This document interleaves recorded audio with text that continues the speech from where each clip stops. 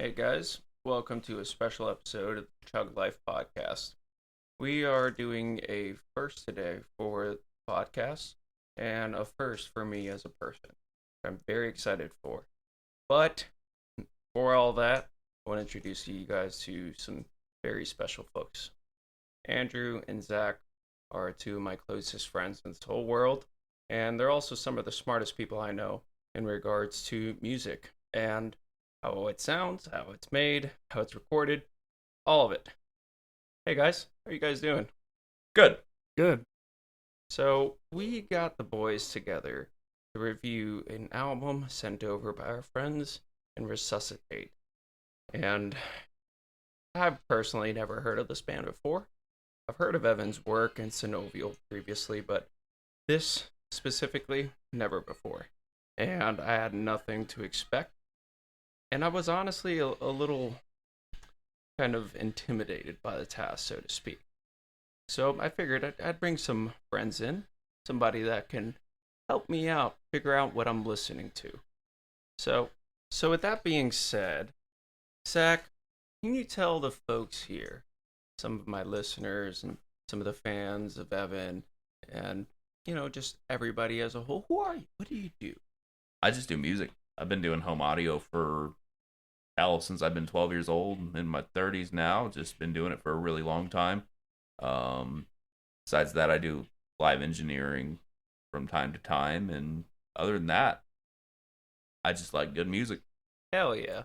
And so we also have somebody else that is very, very, very good with music, and specifically mixing and mastering. Andrew, can you tell us a little bit about your career as a musician and kind of as a turning into an engineer kind of? So I actually have a lot less experience than Zach. I'm pretty early on in my career. I do have an associate's degree that I acquired online at Full Sail University, and I played guitar for Aurora Underwater, based out of New Mexico. Hell yeah. So aside from that, what are you going to be doing in the future with your degree? Have you gotten anything lined up? No, not yet. I did apply for an internship at Stonecutter Studios in Chicago, which I did get approved for, but Chicago's pretty expensive, and finding an apartment for $3,000 just isn't going to work for me. So I had to pass that one up, but I'm sure once I move to Orlando, there will be more opportunities in the future. Oh yeah, dude. Florida's insane with live and specifically studio music. That whole industry, the whole recording industry, yeah. Oh yeah. Florida is the birthplace of death metal, and actually, I did not know that. oh yeah, that's where Eric Rutan, who recorded Cannibal Corpse, Morbid Angel, all those guys. Trivium comes out of yep. there too, so I'm really not too Yep. surprised. Mana Recordings, I think is what they're called. But yeah, Wow. pretty big deal out there in Tampa. Wow. So, guys, obviously it sounds a bit different, right? It sounds kind of like more crisp, and it sounds, more clear. And well, yeah, I mean, we're here using professional recording stuff. All right, this isn't my home studio. This is essentially a pro studio. So, I want you guys to enjoy the blessings of Zach's home studio, and also enjoy the blessing that Evan has given to us. That is Resuscitate. And this specific album is called Immortality Complex. These guys have been cooking for a while, and it really shows when you're listening to this. And after you're done with the first track, you're really left wanting with so much more that it's very, very difficult to give yourself a break. So I wanted to give you guys a second to kind of explain what we heard in your own words. Honestly, I really dig it. It kind of feels more like a more melodic version, like more of a pop punky Between the Buried and Me thing. It does have a slow start to it though. Kind of deterring for album opener in my opinion. But it's a good track. Hell yeah. And to add on to that, I wholeheartedly agree. I mean, the guy is undoubtedly talented. He knows what he's doing. Fantastic musician. And that's coming from a musician and an engineer standpoint. But like I think I mentioned earlier, as a consumer standpoint, It does take a while for the song to start off. If this was just a random Spotify shuffle that popped up in my car while I was driving, the first 30 seconds, I would probably not have the attention span to sit through it. So really, I think like our whole kind of, I guess our main feedback as a whole really is just going to be that the song could be shorter, but as a whole, there was also a consensus. When you listen to this, it is an experience, and you're essentially going through a whole story and in 4.5 minutes, and it takes a lot to sit through that. So I do think that there's a lot to be said in terms for having shorter songs, but I do think that there's a very, very beautiful medium in this specific song here. And specifically, I think that's something that we may end up seeing more in Immortality Complex. But man, I think this song was fantastic to start off with, and the way it finishes, I mean, it is beautiful. This is something that you sit down and spend countless upon countless upon countless amounts of hours, and it shows truly. And I don't think that there's anything any of us have that is any negative about this. So this review as a whole is more so just us being elitists. Keep that in mind. All right. We have a very specific kind of music that we enjoy, and I'm very, very honored that Evan sent this to us and asked us to review this. So Evan and listeners, keep in mind, we are going to be harsher than we should be, because that is, what we view as our job. We love music. We love this music. But at the end of the day, everybody's going to have something good to say about your music. And everybody's going to wax your balls. But you are very rarely going to find people that will give you very hard and honest truths. And that's what we believe that this will serve as.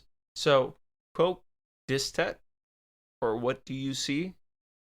Absolutely fantastic. Starts off a little slow, and a lot of this song is just incredible. But the way it finishes, really, I think that's what got me like, okay, I dig this. Like that ending, I was like, all right, this guy's got something. That transition's gonna be sick. I'm very excited for Radiating the Disease. Let's get this thing.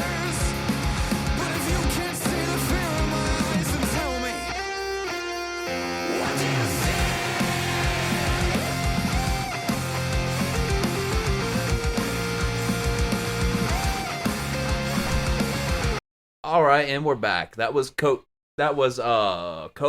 Distet. That was the first track off Resuscitate's album Immortality Complex. Dude, I specifically gave him that because I was like, I just want to watch it over 1 billion times. It's gonna be hilarious. It was the name; it threw me off. Yeah, that track, I liked it. I liked it a lot, but I felt like the next one kind of set the tone of what to expect. Oh yeah. The first one, I felt like had they organized it a little differently, it would have worked greatly. And specifically, we're talking about the first song being switched with another song. We think, and I'm not gonna put words in anybody's mouth. I think that the song is perfect as it is, and it would be better off in another position, in whether it be second or third. But that second song, this song, just absolutely incredible. So Zach, what was your first kind of what did you think when it first started? It was very prog metal. I liked it a lot. Much better than the first, but we also are, we live in a different generation where people are more about, Spotify plays, where you don't really listen to an album in a, from front to back anymore. Yeah. So like even that opinion could be moot too. But it was really damn good. It had a lot of qualities I felt like I heard from like Between the Buried and Me's Alaska. Some of those little trim picks in between there were definitely like kind of the Faceless style, ringy style chords that you'd find in bands like Opeth. I liked it a lot. The pacing was good. They had this crazy midsection area where it was an acoustic guitar and it kind of turned into like a circus kind of thing. I liked it a lot. I mean, dude, and huge props to Josh. Like, the vocals on this really, really just set the tone in ways that you can't really describe. Like, it is otherworldly what he can do with his voice and what he brings to this project, and specifically this song. The second song is just absolutely a billion times better in vocal range, I would say. You know, I don't want to get too technical in this because I'm not the technical guy, but I just felt like the second song, he really was just going at a whole other level. And, you know, also Evan was on a whole other level because we really got to hear him for the first time. It's just absolutely incredible. And Andrew, what was your take on it? Well, I want to first start off by saying this is my first time hearing the second song. I was going to listen to this beforehand, but I wanted this to be an organic reaction. All I have to say is, wow. Like, the man is a genius, first off. The dynamics side of things, phenomenal. The stereo width is phenomenal. I can clearly hear every element, starting from the low end all the way to the high end, just perfectly crisp. No, there's no frequencies clashing, nothing. Yeah, that was amazing. And if it were me, I would have probably opened up with that song as opposed to the first song that we heard. But yeah, that was good. That was good. Do you think Evan does that? Is that really just the screaming aspect that added that made you kind of go, well, maybe this should have been the first song? No, I would say, I mean, it drew my attention right away, like immediately right off the bat. I was hooked in. It wasn't the screaming at all. It was just the pace and the prog side of things. And the composition's duck tits bonkers, dude. Genius. Oh, dude, yeah. It's genius. The composition is amazing. Just the layers and layers. You can tell that they really know what they're doing. Did they record themselves? Yeah. This is mixed, mastered, recorded by Evan. Phenomenal, and, man. I mean, it's absolutely jaw-dropping, dude. Like, I have nothing else that I could say about this, that it's absolutely 7.5 minutes worth your time, and that you will put this on your playlist and listen to it over and over and over again. Absolutely. Well, and it feels like it's like a 3.5-minute long song. It goes by fucking fast. Yeah. Dude. Like, you're like, what the fuck, we're done? Yeah, it was really good. Man, these guys rock. I'm telling you guys, if you guys haven't, go and check out Resuscitate. And if you haven't already, go and check out Immortality Complex. Anybody else have any finishing thoughts on the second? No, it was just wacky, good, straight prog metal. Yeah. Fucking loved it. Kicking ass, boys. All right, on to the third one.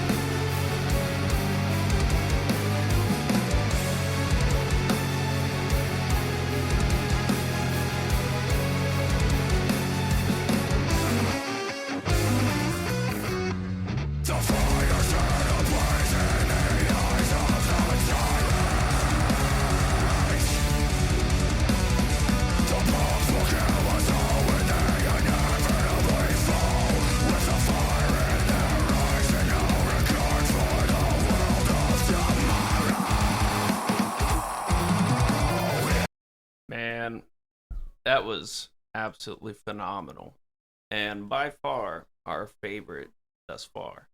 But this next one, Immortality Complex's the title track, man, we were really, really holding on to the edge of our seats for this one. Zach, what was your opinion on this track? It was solid. Really strong writing. They got a little heavier with the breakdowns. For me, normally that's not really my cup of tea, but it was very tastefully done. They had some sections that reminded me of like the band Arsis, where there's the dirty vocals going on with the taps in the background. Mm-hmm. I really dug that. That was well executed. The way the ending wrote out. Oh yeah. With that little boom. Dude, I mean, there's so much. The way this song starts off, and I'm kind of starting to understand more about Resuscitate as a band, and about what this album really means, because this is it. The whole kind of like backstory really to this is that it's meant to be a struggle to kind of keep hope in a dark world. So that's really the theme, is you have a lot of these fighting kind of it's a back and forth basically. And so you have always these slow starts, and you have these really slow lengths of the album, and then suddenly you're thrusted into a whole world of just chaos, and it's just straight darkness, and suddenly there's a light, and that light happens to be Joshua's voice. And man, it is absolutely unbelievable in this song, because I'm a big fan personally of Muse. So I immediately, as soon as I heard him on the first track, I was like, I can kind of see a lot of influences, but this one really, really sold me. And I just think now he's Matt Bellamy. I just have no doubt. Andrew, to you, what do you think about the song? It's flawless, man. There are so many spots in this song where you're just guessing on what's going to happen next. You've got a breakdown in there. You have a very beautifully done bass slide. It was flawless, man. That's the only way I can describe it. I don't know what about you guys, but I would love to hear this kind of thing live. I'm kind of like really, really wanting to book them myself. Yeah, you should. I think you should. I'm really. It's gonna happen. I think that I need to see these guys live, and I think you'll agree with us. Oh yeah. And one of the things that as soon as you click on this, you'll see that it's a very lengthy song. You stop thinking about that very quickly. And you just kind of like, this is one of those things that I would describe as stoner music almost. Like if you were stoned listening to this, or some sort of inebriation, you would have a great time. Well, or even also sober. That's kind of the thing, though, is like, it doesn't matter your state of mind. It feels like it's kind of like it's a front to back kind of feeling. You're going on a journey. They put you there. You're on the ride with them. Strap the fuck in, bitch. I mean, shit. Listening to this is getting high in it on its own. Oh man, Andrew, surprise drug test tomorrow, bro. I got like 26 more days till I can smoke. It's been 10 years. Oh man. Yeah, we're gonna get Andrew really fucking stoned. And then we'll do another review of this after I get stoned. How about that? While he's stoned, I'm gonna make him face 4 extendos for the first time. Keep him awake, all right? I'm gonna keep him on a lot of adrenaline and just make him do this music review. All right, on to the next one. Immortality Complex.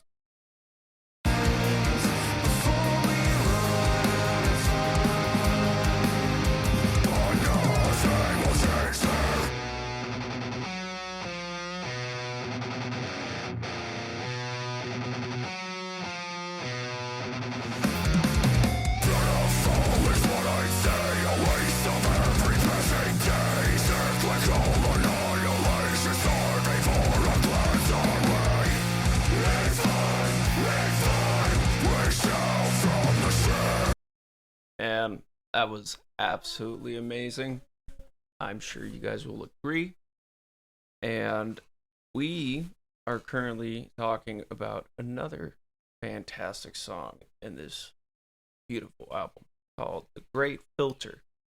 And was anybody expecting doo-wop? Woo-wee! Man, favorite track by far. Yeah, yeah. When I see this live, I want to see the entire crowd doing the doo-wop together. Oh, dude, I'm throwing out the 100%. jazz hands. Oh, yeah. There's a jazz hand mosh pit coming, and y'all aren't ready for it. Dude, I was shook. Like, I don't think... I mean, let's be honest. There was a lot of... Like, I really wasn't sure how the fuck they were going to pull it off, but after the first 5 seconds, I was like, oh, okay, I kind of see what's going to happen here. And then they lost me again. I just... There's so much about this that keeps you guessing. And really, that's been the part that's just kept me along on the edge of my seat, is it's so unique and it's so beautiful. So guys, thoughts? Zach? Well, I lost $5. I thought that they were gonna go straight back at. First of all, they literally blast beated after a doo-wop. With clean vocals too. With clean vocals going into the growl, like it worked. It was like a mixture of like between the Buried and Me, Fallujah, Devin Townsend. It was just crazy. It was a fucking ride. And to be honest with you, talented. Yeah, and to be honest with you, I'd want to start it over just because I feel like maybe even that first track could be better. Just after knowing the context of everything, knowing where everything goes, how they place music. Would you say it's even like it's a two listen over type album? Like, the first time you're intrigued, but the second time you're like, oh shit, okay. Well, that's how you know a prog band's doing it right. Because I mean, I feel like this is kind of meant to be experienced all together. I mean, individual tracks are great, but I mean, listening to it all together would probably get you into this the best. Just starting it out. Because we were really iffy at first. Not iffy, just it was great musicianship and composition right up front. But as a prog band, we were missing. We felt like there was more to be had. Well, your brain only looks for what it knows, right? Mm-hmm. Yeah, I mean, and then again, you're talking to a bunch of metal elitists, so yeah. I mean, forgive us. Having opinions doesn't make you an elitist. There's a many elitists out there. You even see them in the fucking deathcore community now. True. Like, Andrew? I mean, you can hear the influences. I mean, we have opinions of what his influences are, but he also has definitely developed his own signature sound, which is very respectable. Oh, yeah. Certainly. Oh, yeah. I think that there's something to be said about how much the composition on this whole album really is carried by Josh. But at the same time, when Evan comes in, it's just a whole other atmosphere. It's a whole world, galaxy of its own even. And I think that this is some of the most beautiful work I've ever heard. And this track specifically, The Great Filter, is by far some of my favorite stuff I've ever heard. And I would even put it up there with Devin Townsend in terms of how much I love the music and how much, it just really gets me off my feet and just makes me have a emotional response almost automatically. It's beautiful. Any finishing thoughts, guys? I wouldn't put it up there with Devin Townsend, but that's just because it's my favorite musician. Just for me and how the emotional response that I'm having. It's because there's so much of this that I love. You have the piano that is brought in for almost about 2 minutes to 2.5 minutes or so, and then suddenly it's gone and you're in a whole other world and you're being carried by a whole other part of the music. And that's pretty much how it was for me, just being carried by different heavier aspects of the music in different parts of the song. And it almost felt like these different parts of the songs were different parts. They were meant to be their own songs as a whole. It's a vibe, bro. It's incredible. You would almost be able to get one of these songs and split it up into its own albums and EPs because you're going through so much. And the story of this, it's truly beautiful. I'm having a great time. This is fantastic work. All right, on to the last.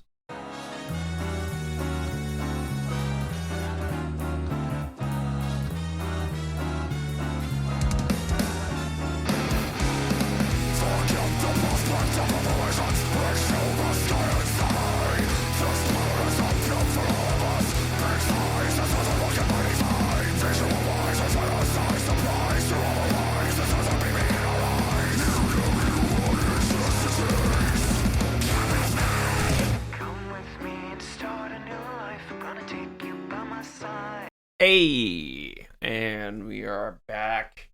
And before we wrap this up, man, we just want to say how fun this has been and how absolutely just unique this band is and how out of this world this album is.